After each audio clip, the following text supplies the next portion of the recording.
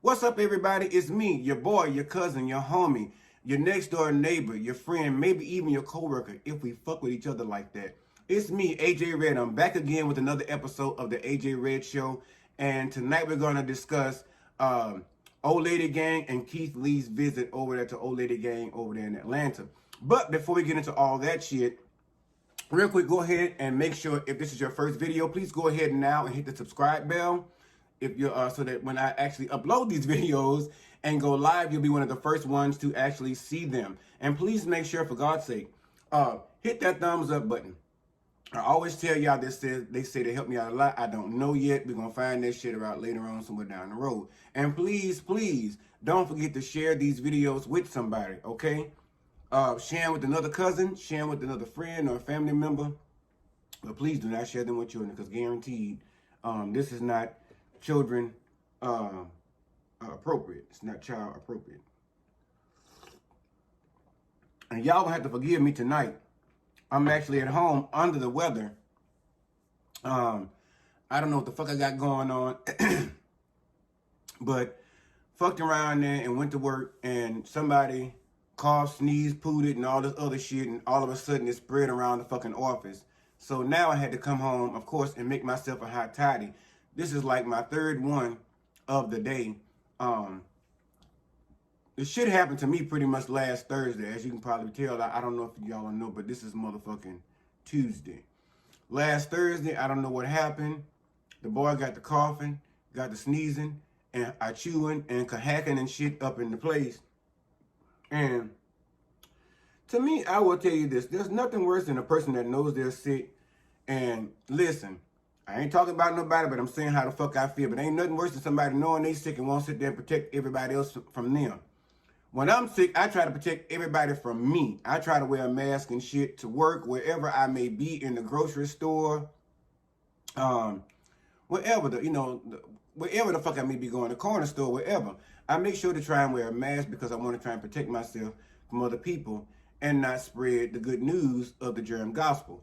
But some motherfuckers just don't give a shit. They walk around coughing, sneezing, hacking, and breathing all up in your face and carrying on and whatnot and so forth. But anyway, that's what the fuck I'm dealing with. So if I sound a little nasally, if y'all see me hit my hot toddy, if I get a little loopy, fuck it. Charge it to the game. Apparently it's gay germs. I don't fucking know. Anyway, jumping into the show. Welcome, welcome, welcome, welcome once, welcome twice, welcome 3 times in the name of AJAERED.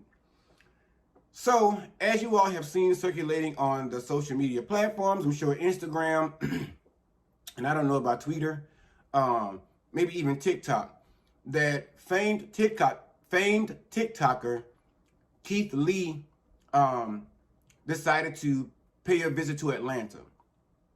And the story goes that he paid a visit to Atlanta for a music festival, and somebody from Candy's team was kind of haggling him and kind of encouraging him to go down and check out the Old Lady Gang restaurant.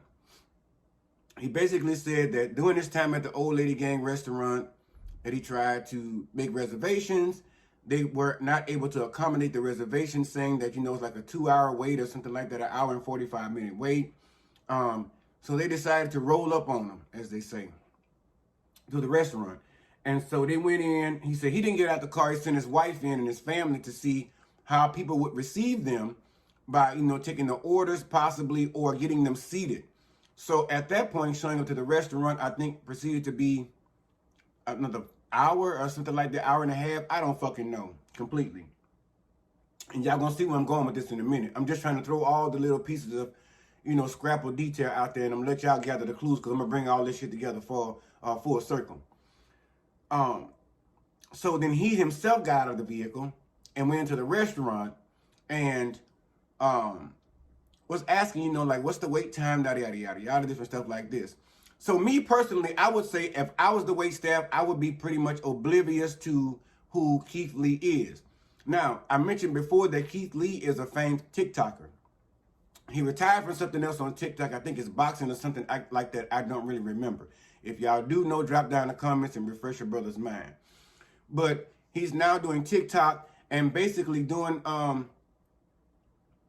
what people usually do, what you see the Caucasians do on television. You don't see very many black folk that actually go around the world actually tasting people's food.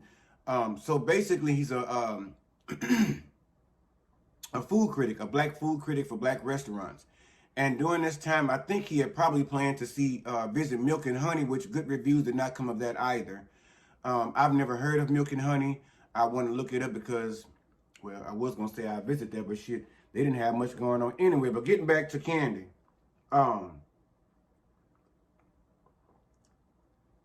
But Kieth Lee, basically, he didn't downgrade, he didn't down talk Old Lady Gang or Milk and Honey. But he basically visited these restaurants, these black-owned restaurants over there in Atlanta. And his experience just was not up to his expectation. It was not up to, I guess, the expectation of the representative that came to him, heckling him about going to visit the Old Lady Gang restaurant. It just wasn't giving, I guess. He didn't get a chance to taste the food, you know, to see how the food got, or how the food was. He couldn't get past the wait staff. He couldn't get past the wait time. Milk and Honey, I think he actually did get the chance to actually sample their food. And basically, he wasn't pleased either way it went, whether he got in or didn't get in. He was not pleased. I'm trying to see which way I'm going to take this,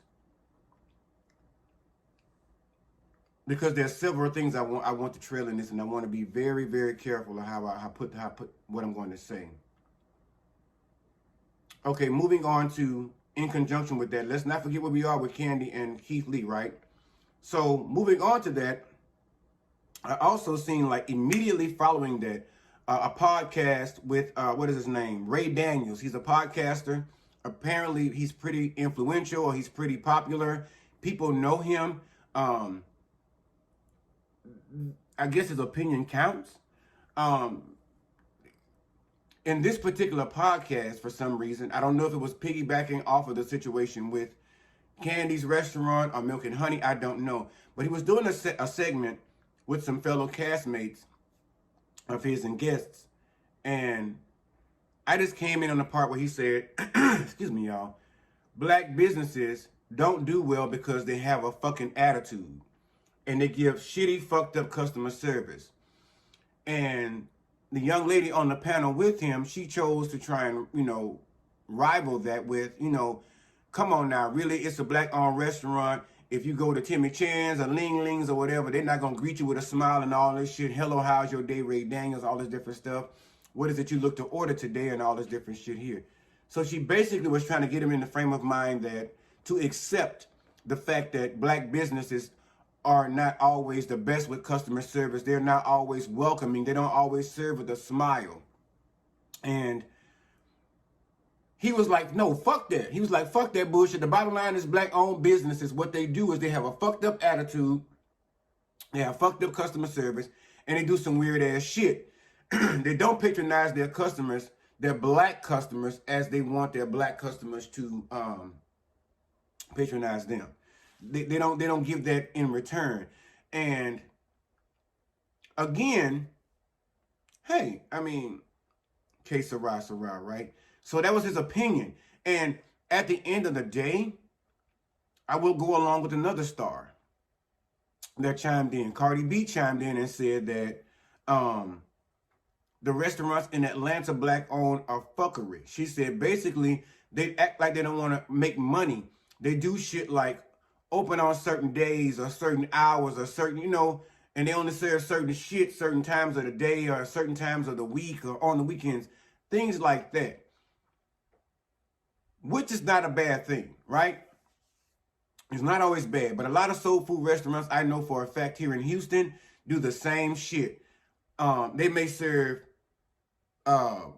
baked chicken and greens and yams on Wednesday, and turkey necks and catfish and red beans and rice on a Wednesday, and then they kind of mix it up, you know what I'm saying? Because I guess they don't have the full capacity of staff and maybe even kitchen to carry out those duties of everything on the menu every day of the week. Now, Kandi came back and gave us a response to Kieth Lee's review. Now, mind you, what I said was Kieth Lee, if you saw the review, he did not dog Kandi's restaurant. he wished her peace and blessings from God and above and all the other stuff, spirituality, and also her staff members. Pretty much the same thing with Milk and Honey.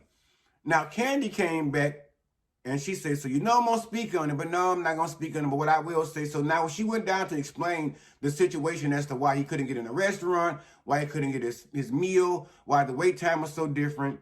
And when she explained it, she basically said, the reason we don't do takeout orders, because that was one of the issues on the weekends, is because with takeout orders and in-house dining, it'll be an overload on the kitchen and our staff if we did this, right?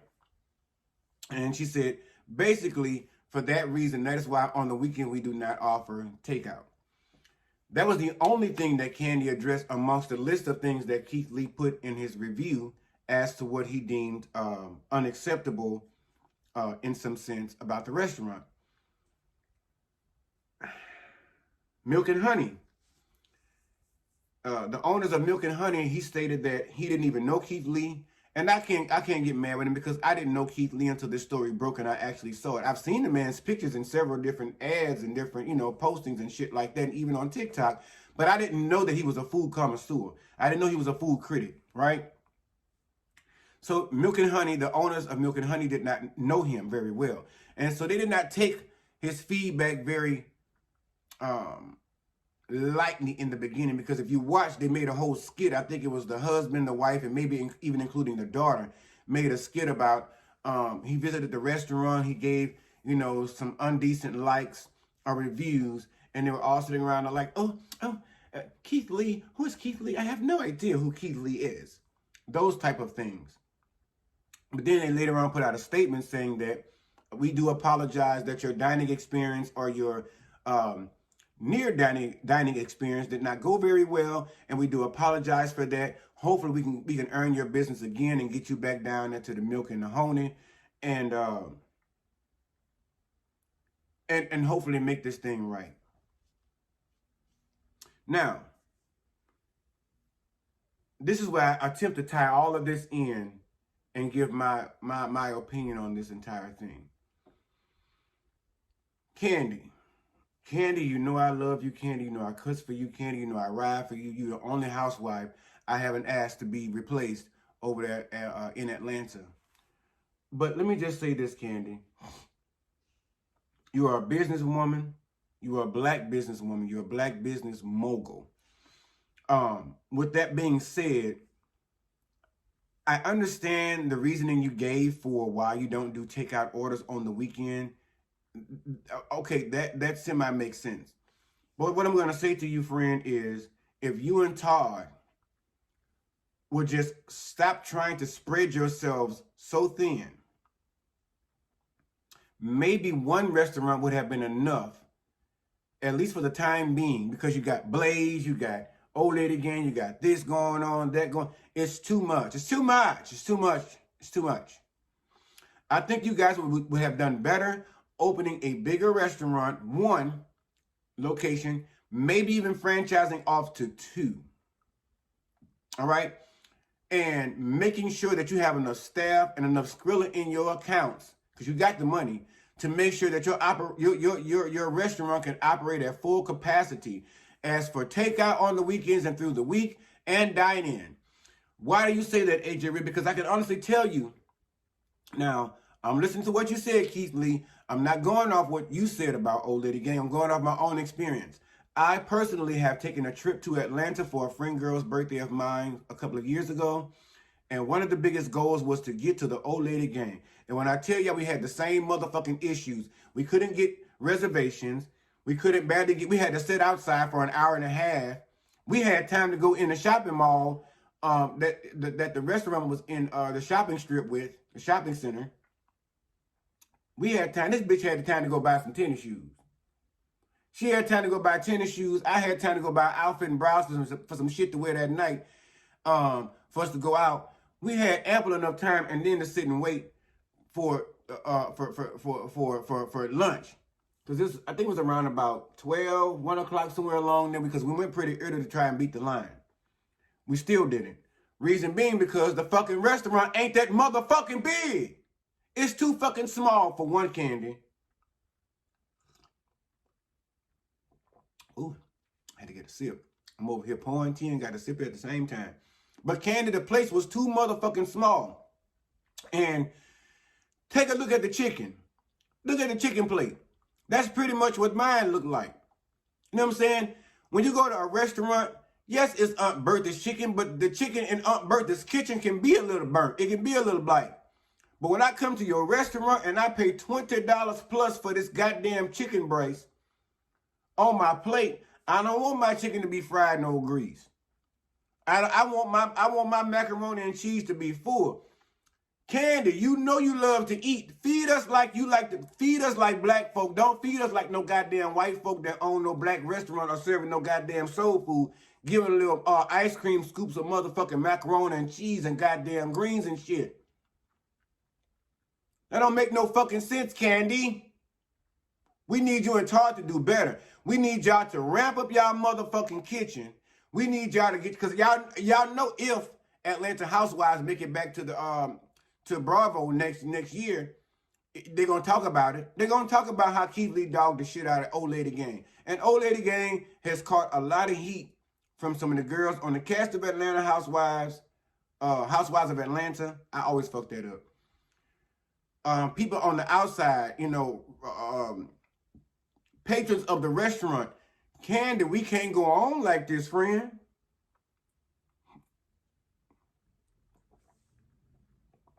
It's not going to work like that. And Milk and Honey, I've never been there, but I don't know if I want to go because, again, if somebody can tell me they went to a restaurant, couldn't get reservations, and then you say first come, first serve, that is not a unique dining experience. And I say that because if y'all watch Two Broke Girls, Caroline and Max, Two Broke Girls, when they was doing the bakery and shit like that for the cupcake shop, Caroline said, you know what you got to do? Basically, you got to make a place and make it, you know, to the point where it's so almost impossible to get in, and that makes people want to come to it. And makes it one of the places everybody want to go to. Now, this is true. Why? I don't fucking know. Because to me, that is the mind frame of a fucking dummy. You got to be out of your fucking mind. If you think I'm going to visit a city or a state on my vacation time, which I got limited time on, and I want to come patronize a restaurant, and I got to wait 2 hours if I even get to the motherfucker at all, or better yet, I come on the weekend on my business trip or my vacation time, and I look to get some shit from Milk and Honey or the Old Lady Gang. Y'all gonna tell me y'all can't give it to me because y'all don't do that kind of shit on them kind of days. I'm going to agree with Ray Daniels. Sometimes black-owned businesses think that there's a fucking privilege because you have a black card and because black folk are supposed to patronize you. That don't mean we got to come down and spending our hard-earned motherfucking money and play with you all day long with the bullshit about if I'm on my lunch and I want to patronize your restaurant, I want to say I'm going to get online and I'm going to order some fried chicken or some catfish or some whatever the fuck you serving at your restaurant. You know what I'm saying? And, oh, well, we ain't open on Wednesdays. That's nigga shit. Yes, I said it. That's nigga shit. I can't stand when black-owned restaurants open that motherfucker, and then y'all want to tell black folk come down there and help y'all out and spend their motherfucking money, but then the day I decide to bring me and my family to this motherfucker, y'all close? Or y'all ran out of chicken? Who the fuck runs this shit? The lady from Popeyes? Black folk, I need y'all to wake up and do the fuck better. That's the ones on the customer side, on the merchant side, and the what's the name? Y'all get what the fuck I'm saying? It does not make sense to own a restaurant and boast about having a restaurant, and then on top of that, y'all do not charge no cheap motherfucking prices. Trick Daddy, whoever the fucking name, is it Trick Daddy? No, I don't think it's Trick Daddy. This man with these Trill Burgers out here in Houston, let me tell you, brother, I can't even afford to come over there and eat at your restaurant because your burgers are too fucking high. The rent already high, gas and everything else. And for a one meat patty, I got to pay $13 goddamn dollars. Come on now. And this is my thing. I'm not saying that we should not be willing to spend with our black entrepreneurs. I'm down for that all day, every day. But when I tell y'all putting a bad taste in my mouth with some of these businesses, I'm going to go ahead and call it like it is. For those of you, if you are my friend, we fucks with each other, and you don't live here in Houston, when you come down here, let me tell you what we're not going to do. And I'm going to just call it out. I don't give a fuck how they feel about it. Because at the end of the day, until y'all make it right, this is what it's going to look like. Don't call my phone talking about, ooh, friend, I'm coming out there to Houston, and I want to go to Turkey Leg Hut. Fuck no. Fuck no. Stop bothering me about that bullshit. I don't give a fuck who I know that they know. I don't give a fuck about that shit. I know folk that know them personally. I don't give a fuck about them because let me tell you something. That is not good customer service for me to come down there and spend all that goddamn money on a stuffed mammy motherfucking turkey leg, okay, without the drink. And I got to stand in the line wrapped around the goddamn corner to get in this bitch. I done passed out from famine, waiting to get in this motherfucker. I'm not finna come there and wait all day. I've been to Turkey Leg Hut twice. When they first opened, and like I said, I have friends that come in all the time, want to visit Houston, and I always want to go to Turkey Leg Hut. Let me tell y'all something, bitch. If you come down here and visit me, if you want to go to Turkey Leg Hut, get your motherfucking ass on DoorDash, bitch, and order that motherfucking shit to the front door. A quicker way to get it. And we ain't got to stand in line. Fuck the atmosphere. I don't give a fuck about that. And yes, Turkey Leg Hut, I said it. I liked y'all food when y'all first came out, but the shit is, listen, y'all need to do better with customer service. Period. I'm calling them out. The Breakfast Club. Listen, my brother. I'm not fucking with it. I went to the Breakfast Club one time since I've been living in Houston. And this is my thing. I'm not talking down on y'all, but I'm going to say what the fuck I have to say because y'all, if y'all going to say what the fuck y'all want to say about us not patronizing your business because of this, that, and the other, because you black, and because we want to patronize white folk, no, that is not the fucking case. Them white motherfuckers got their shit together when I walk up in the door. And if they don't, get me the motherfucking manager. Comp my motherfucking meal or my ticket. I'm not saying that black folk ain't willing to do that, but I've seen some over here in Houston. I watched them put a motherfucker out because they asked for a refund on a drink they didn't even ask for. Y'all got to stop bringing nigga ways to your motherfucking business, bruh. You need to be a Negro and not a nigga when you running your business. Holla if you hear me. And I'm just speaking true motherfucking facts. If you don't like what the fuck I got to say, swipe left, swipe right, up, down, or whatever. Go to the next motherfucking video. I laid the foundation for you. I ain't never told you I wasn't going to speak my motherfucking piece on this bullshit. This is a question and answer motherfucking session. And I'm the host of both. The questioner and the answerer. But Breakfast Club, I'm not coming down there to stand in no motherfucking line in the freezing cold or the blazing, blue blazing motherfucking heat just to eat no goddamn pancakes and no motherfucking eggs and no goddamn bacon. Fuck that. No, I'm not going to do it. Love you to pieces, but I'm not going to do it. And I'm not going to encourage anybody else to do it either.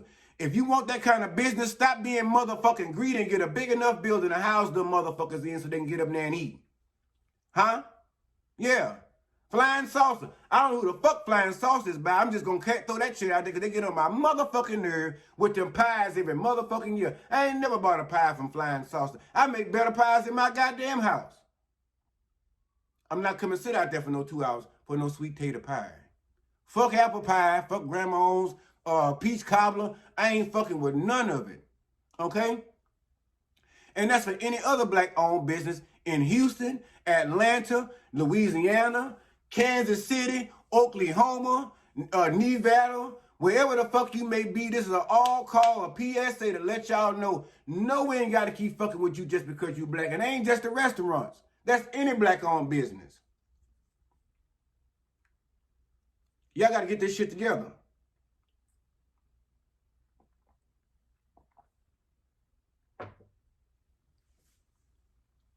There's nothing I love more than to see black people in a position of ownership, in a position of having something that the government or the slave owners and stuff said you will never have. They said you will never be.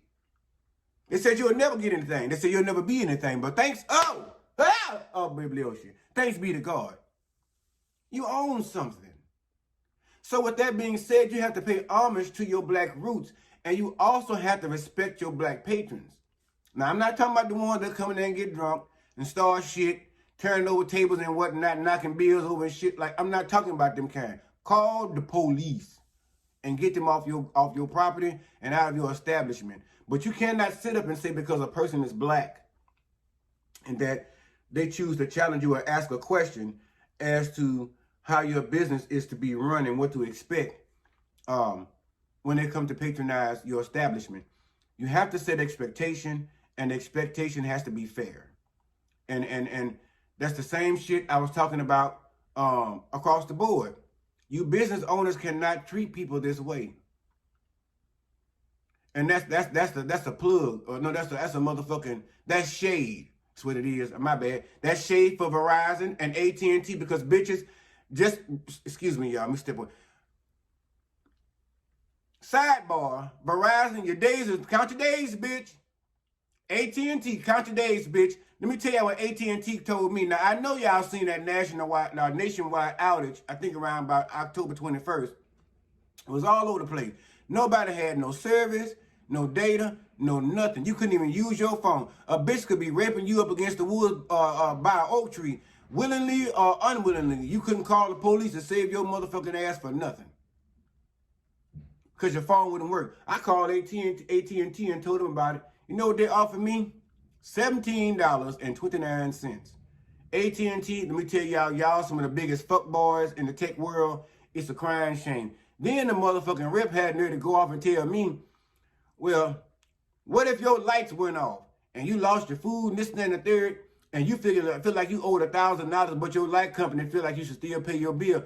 Fuck the light company too. Bitch, I done lost groceries. Y'all done fucked me 3 ways. Yes, $1,000 is an order. But I'm saying that to say this.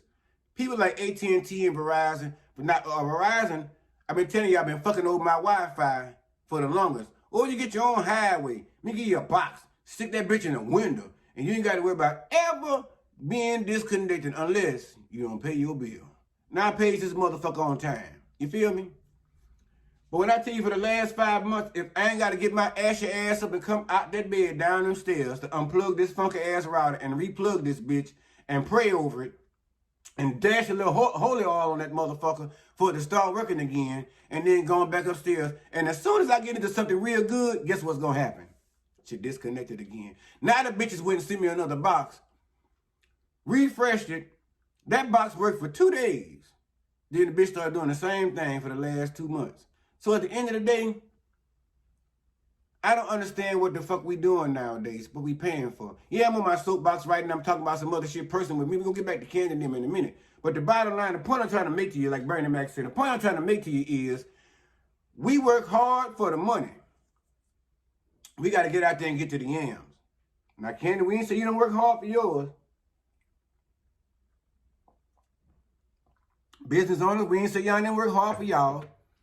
What we're telling y'all is it is not fair to us to bring our motherfucking ass spending gas, airfare, hotel fare, rental car, and all that shit, and still thinking enough to hold on to enough Skrilla just to come down there and eat at your restaurant and be disappointed. And again, I'm going to say, I'm not going off of Kieth Lee's views alone or his video in itself alone. I am going off of my own experience with the old lady game. When I tell y'all I could not wait to get there, when I got to Atlanta that day, old lady game was the first motherfucking thing I wanted to do. The first, I touched down at 6 in the morning from the airport.